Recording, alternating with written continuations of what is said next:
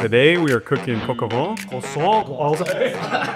I'm not Italian, like Ben, but everything pasta, this is kind of my dish. Speaking my language.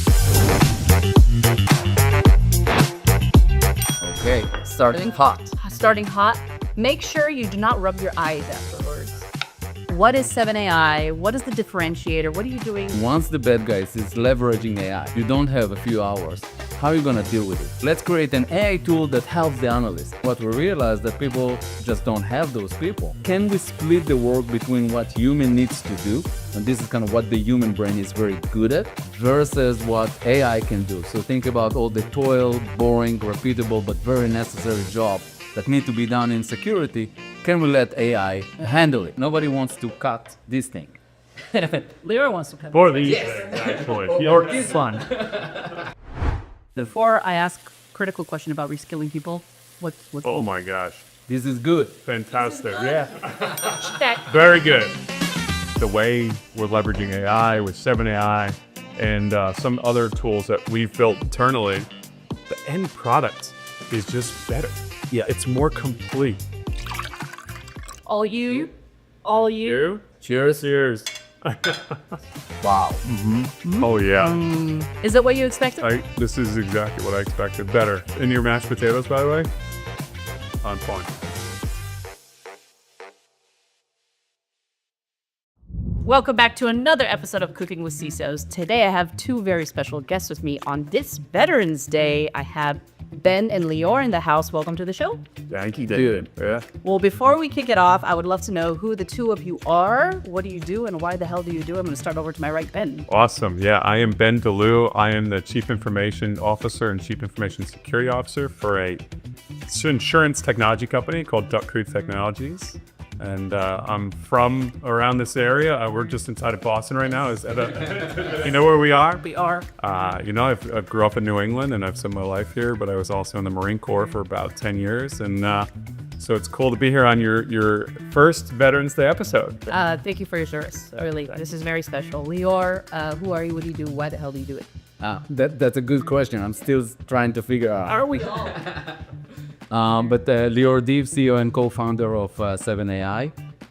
Started my career long time ago at the 8200 unit in Israel. Moved here 12 years ago.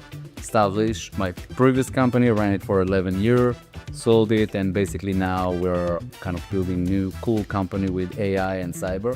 I'm pretty sure that we're going to talk about it a lot. Oh, yeah. We're going to talk about all the good things. And before we talk about all the good things, how about the both of you tell me, what are your signature dishes? What are we cooking today?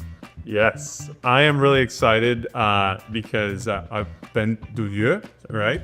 Okay. I am very proud. My grandparents were proud of the French heritage, and so today we are cooking coq au vin. Beautiful coq au vin, because we're not going to say it like croissant all day. We're going to say it like good Americans, or and so this is a cool traditional dish, and my wife and I really love French food as well. So you can't go wrong with French, and you can't go wrong with wine and butter. So very excited about that. How about you, Lior? So I'm not Italian, like Ben, but everything pasta, this is kind of my dish. So whatever it is, and if it can be a little bit spicy, There we go. now we're talking. Speaking my language. I'm very excited about that. I will be your sous chef today, but most importantly, I will be the taste tester. I know my spoon ready. This is going to be the thing probably moving forward. I have my handy dandy spoon always here. Let's get started. Many people are asking me what 7AI is doing. The easiest way to explain it, I have many conversations with CISO like the one that you just had. And all of those people, great people, they know what they want their team to do. And they know where they are in the maturity level and where they want to take the team and how they want to evolve their security practice and program. The problem is when you zoom in and really understand what their team is doing, what you realize that the team is very busy with toil, boring work that it's very necessary for security.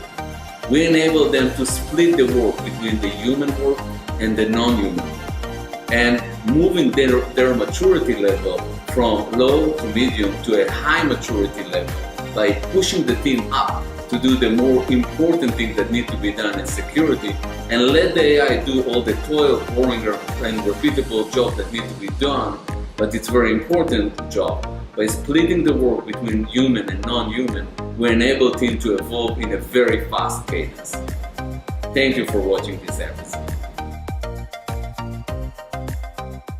As the CIO and CISO, I have 150 different vendors we're managing. This has always felt like, hey, we're doing something that's not yet done. And so that flexibility in the initial stages and understanding where 7AI was just felt like a really cool partnership. Starting hot. Starting hot. Make sure you do not rub your eyes afterwards, okay? Again, we didn't sign anything here. So I can rub my eyes, but then it's gonna be my problem. not me. I love it. So, are you all set? I'm gonna make sure that the water here is ready for pasta too. We're gonna start the pasta because I want to make sure that we're getting that all cooked and situated. And as we do that, I'd actually really love to know how the two of you met. Oh, yeah. That's an interest. We need to start from the beginning. Yeah. Actually, it's such a small community in cyber, right? And truthfully, I met Lior through one of Lior's key marketing people, Anna. Anna and I were on our way. Yep, she's here somewhere. No, the huge player. We were on our way back from, I think, Black Hat or RSA, and I just so happened to be sitting next to Anna, and I believe she worked at a different company at the time. And we were talking about cybersecurity and how the event was. And then later on, fast forward, I don't know, 6 to 8 months. And look, and I've been leading heavily into AI for a while now on the security space, which I think, Lior, a lot of CISOs, I think, are still sort of coming to terms with the AI, and there's an element of risk. And I put a post out there on LinkedIn that I just feel this space is changing so quickly, and the whole way we do cybersecurity today will be different in another year or 2 years. I'm gonna cut these in the Julienne style thin. Beautiful. You even said Julien. Julien. Yeah. Pick up on the finesse. Ben has finesse. So Anna reached out after that and said, hey, I'm working at this cool new company. It's 7AI. It's literally brand new. They had just gone through a good seed round, very successful. Like when he's saying brand new, it was like she joined and it was like nothing. Brand new. Like really new. And so I said, cool, let's talk, because I was looking for a partner that's like willing to lean into this and do things beyond like the basic AI stuff of, you know, you're asking questions or producing a report or it's accessing a data set and just doing one simple thing. So bada bing, bada boom. Then we're meeting. Then you're meaty. Basically, we invited him on to our podcast, right? And even before the podcast, we start like talking. And for me, it's like, okay, I have somebody here that really understands deeply what we're building. And it's not just what we are building, it's actually the vision of where we're taking the company, not feature functionality. It's like what is that thing? Why it's unique? Totally. Yeah, I think that's an important part of it, because from the beginning, it has felt more like a partnership. It definitely has never felt like a vendor engagement. No. Let's create an AI tool that helps the analyst. But in many situations, what we realize that people just don't have those people. And if they have them, to give them another tool, it's not going to really change kind of the picture of what's going on. So, Lior, take me through what you're building, because it's really fascinating. You're telling me like this is brand new. You said, Ben, that we're still coming to terms with AI, which I want to ask why. But like before that, kind of take me through, what is 7AI? What is the differentiator? What are you doing that's not yet fully grasped, or maybe it is? Like, what's the vision? Where are we going? Yeah, so, big question. Big question. There is multiple ways to answer this question, but if you think about it, then I always like to start with the adversary, the bad guys. So the bad guys gonna and are leveraging AI right now in order to start attacking us. And right now, when you really think about it, it's like we're a little bit behind already. So the number of alerts that we're getting and the number of people that we need, it's like just growing and growing and growing. It's like there is more attack, we need more people. Now we're talking about hours in a good day, right, in order to deal with an attack. So now the question is, once the bad guys is leveraging AI, and now you don't have a few hours, how are you gonna deal with it? And we already see kind of the lack of resources here in the US specifically. So we're talking about 1 million to 3 million people that we don't have. And then the question is like, okay, how do you bridge the gap between what we need and what we have? So when we start thinking about it at the beginning, it was, okay, let's create an AI tool that helps the analyst. But in many situations, what we realize that people just don't have those people. And if they have them, to give them another tool, it's not going to really change kind of the picture of what's going on. So the question was, can we split the work between what human needs to do, and this is kind of what the human brain is very good at, versus what AI can do. So think about all the toil, boring, repeatable, but very necessary job that need to be done in security. Can we let AI handle it? Yeah. Here, think about it. Nobody wants to cut this thing. Lior wants to cut. For these things, actually. Or this one. I have so much I want to add to what Lior is just saying. Do we Well- cut these in half? I don't think we cut them. I think we just do it like this. I've seen them smaller in the past, though. Not mash them. No, we're not doing that. Not mashing. No mashing. I love onions, so full onion, perfect. Again, Okay. theme of this whole series is Danny loves onions. Okay. Love that. We have to become comfortable with accepting some of the risk of AI because the opportunity, I believe, far outweighs the risk. There hasn't been a situation yet that I've seen where the leveraging of AI for productivity, efficiency, security, scale, cost savings has been overshadowed by some breach or incident or release of information or whatever. I was with my in-laws this weekend and we're talking AI in a simpler form, like, hey guys, I use it to track my fitness. We talked about this on the podcast, right? And by the way, I'm down 20 pounds thanks to AI, right? So, and my in-laws, one of them is a nurse, said, oh, it's too risky. You don't know if the data that's coming back is accurate, etc. This is kind of the mindset that we're all stuck in. Yeah. We're all stuck in this. If I use it, it's going to tell me the wrong thing. And I tell a simple story.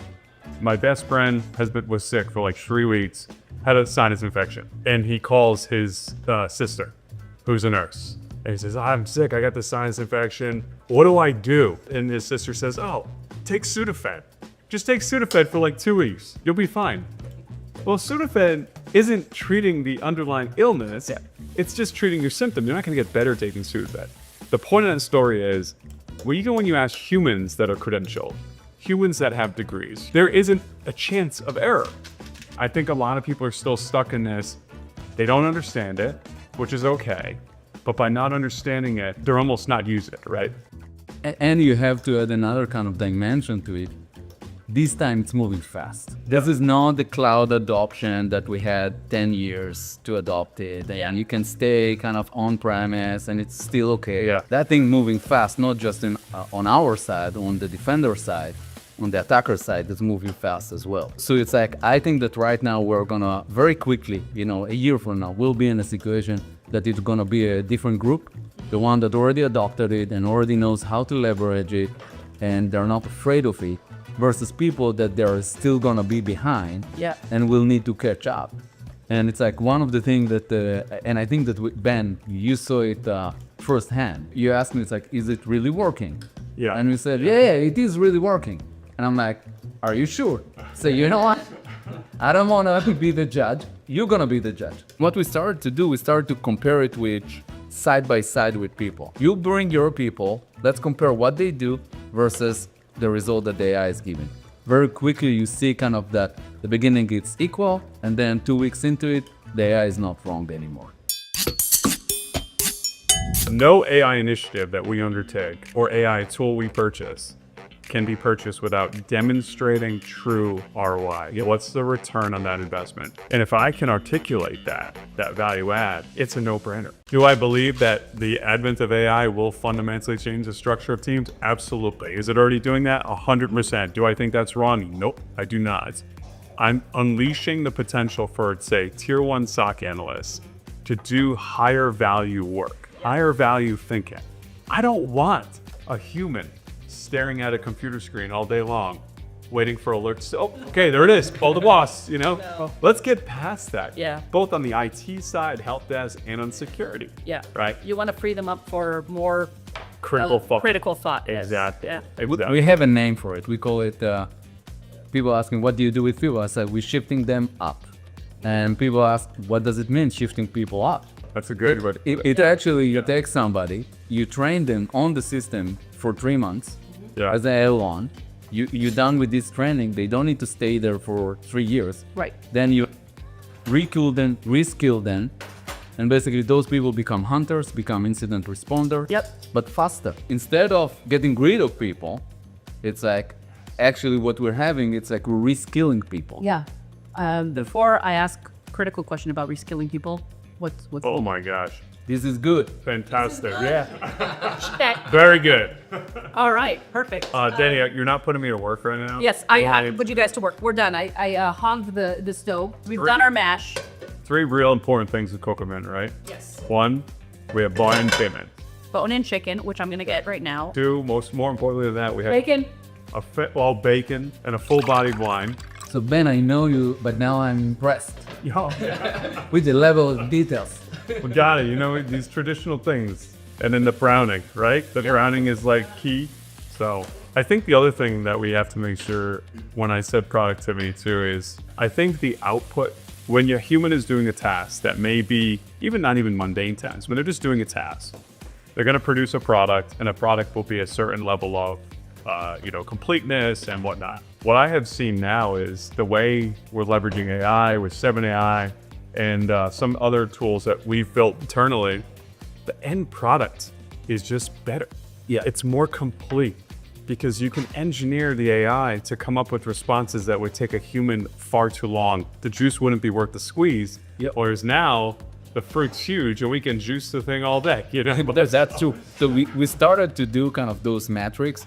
So immediately what's happened, we're moving from hours to minutes. But as you said, we start to measure how the quality is kind of distributed. Yeah.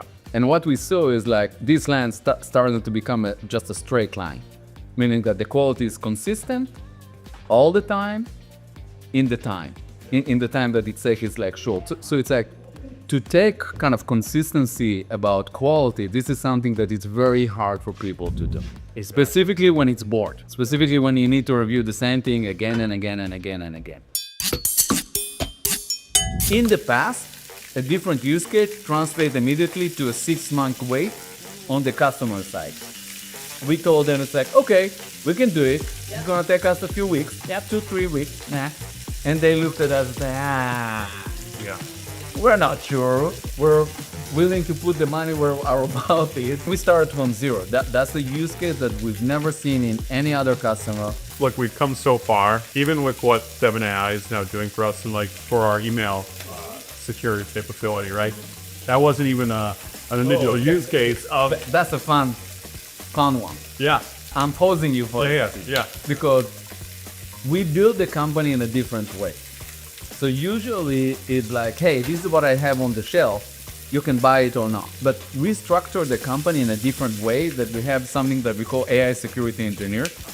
And they're interacting with the customer. Ben team is coming and say, great, this is everything that you have, we tested, but we have a different use case that we want.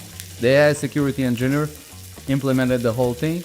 It's working in production now. It's in production, and now a task of reviewing spam emails that potentially are malicious or not, that my SOC analysts were doing, is now being done by AI. Oh, wow.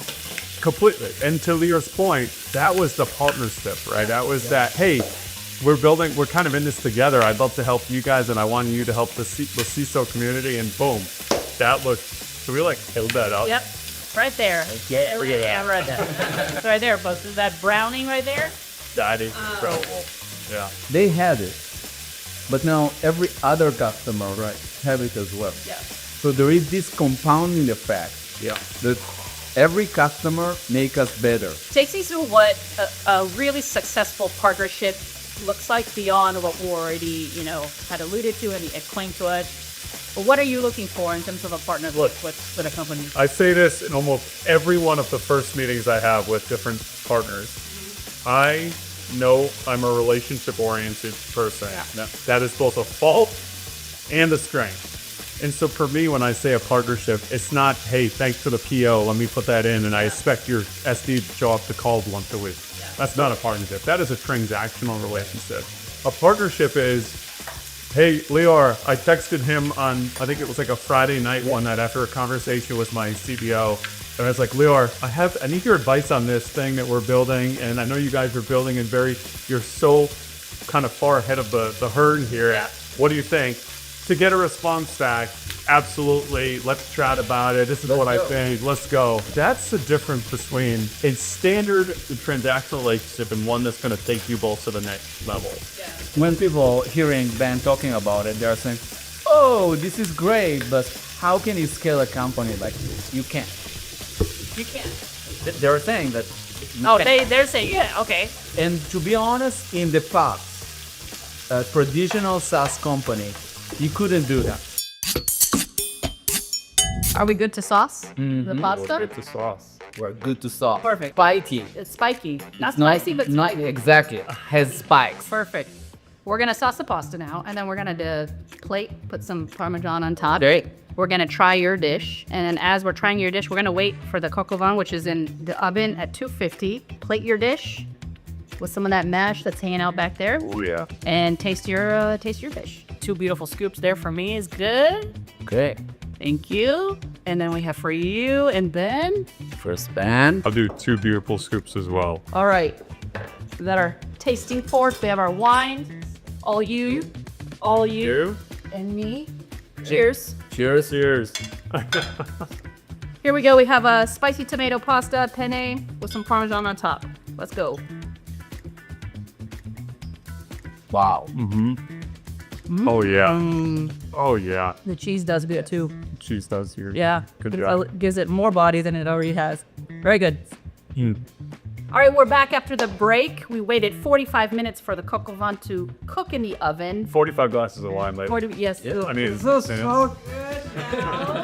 this is the best show ever. It smells divine in here. As always, all of our dishes smell really good, but this, we have the wine cooking, the chicken broth, the garlic, onion. I'm already salivating, sorry.